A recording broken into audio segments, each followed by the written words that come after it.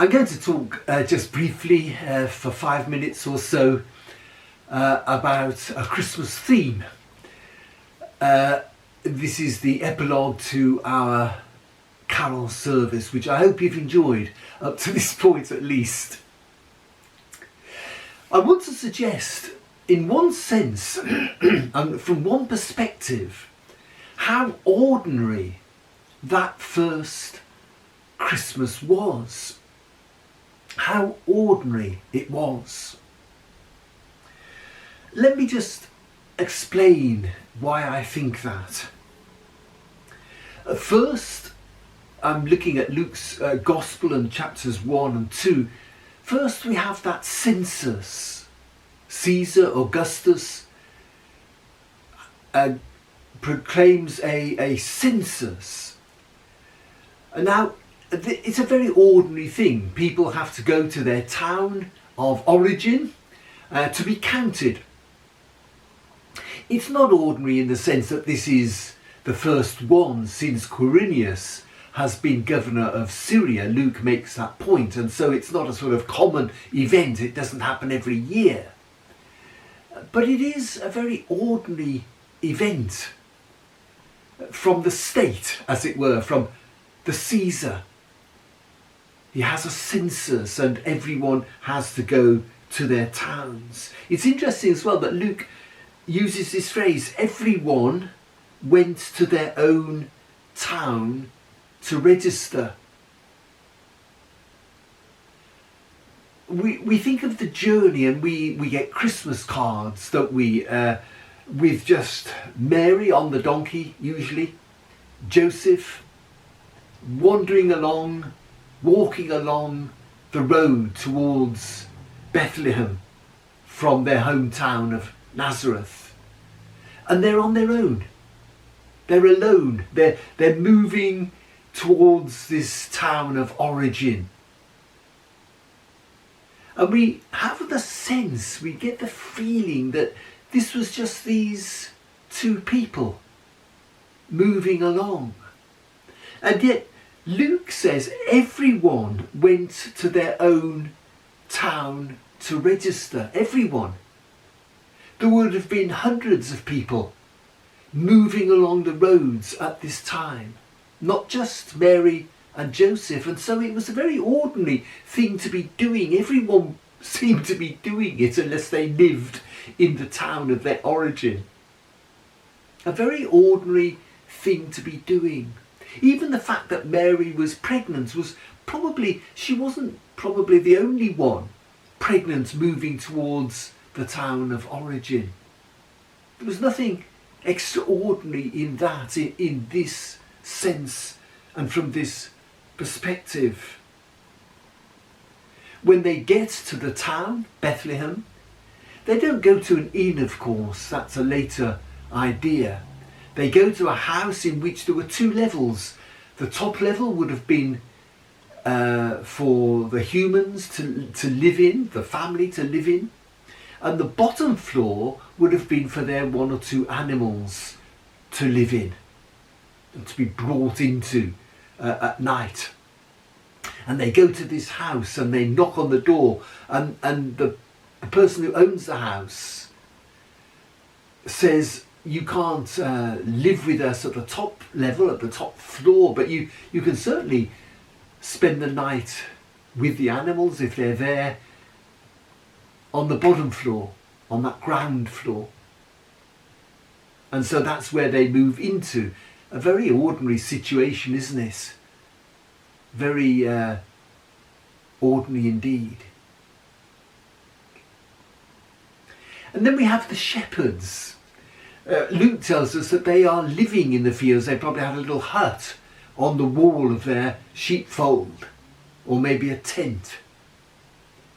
And they lived there and they looked after the sheep and they defended those sheep from wild animals, and they were there. Later tradition tells us that they were unclean, but the Bible doesn't say anything about that. It simply implies, because they were shepherds who looked after the flocks at night, it implies that they were simply ordinary folk, ordinary men, low down on the social ladder, if we can put it that way. And so when you look at it in that way, the census, the journey, the house in which they lived or in which they stayed or lodged, the shepherds themselves, these are very ordinary things, aren't they? Very ordinary things. And yet here we are 2,000 years later, celebrating that very night. Celebrating that event which took place in Bethlehem that long ago. And when we look around the world, every country in the world has people who are worshipping today and celebrating today because of the birth of Jesus Christ in Bethlehem, because of the census. And so we can say, why is that? Why do these ordinary events and occurrences cause so many thousands upon thousands of people to be celebrating around Christmas time? Why is that? And there is a simple reason for that. That God makes the ordinary into extraordinary. The census is simply that political or social thing that happens to cause Joseph and Mary to go to Bethlehem, the city of David, as Luke reminds us. Joseph's and Mary's journey and subsequent lodging is ordinary in one sense, but extraordinary. Because God himself has given Mary that baby. And angels have come to speak to Mary, to tell her that this baby within her womb is Jesus, is God with us, is the Messiah, is the Lord, is God himself. And so that ordinary, common experience of carrying a child and of childbirth is made extraordinary through the miracle of the virgin birth, that Mary carries God's child. And then those ordinary, common shepherds living on the hills, tending their sheep.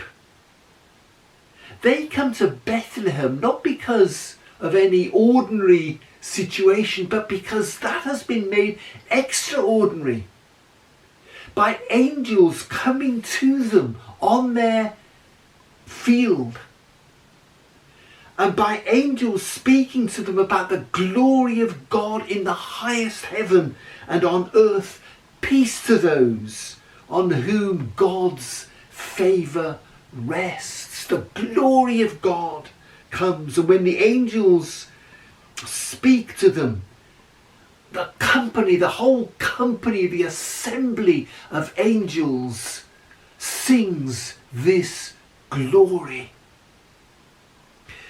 And the commonness, the ordinariness of the shepherds on the fields is made extraordinary by the presence of God's messengers speaking about Jesus Christ.